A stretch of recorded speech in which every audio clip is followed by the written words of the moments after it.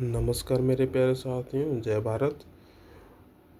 आज आइए हम आपको दिखाते हैं एआर पे टेस्ट। ये देखिए एआर पे मीडियम का टेस्ट है, हिंदी का। हिंदी के 450 वर्ड टोटल टाइप दिए हुए, तो मैंने टाइप किया, फुल मिस्टेक 4984 बैक 353 सही है।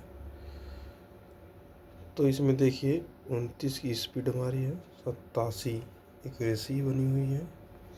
इसका मैटर मैं आपको दिखाता हूँ। इसका मैटर देखिए आप लोग,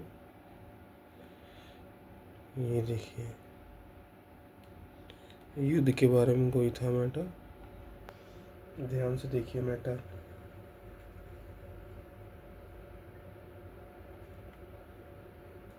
इस तरह का मैटर रहेगा आप लोगों के लिए, इसलिए एआर पे टेस्ट लगाएं अच्छे तरीके से, जिससे आप क्वालिफाई हो पाएंगे। Thank you.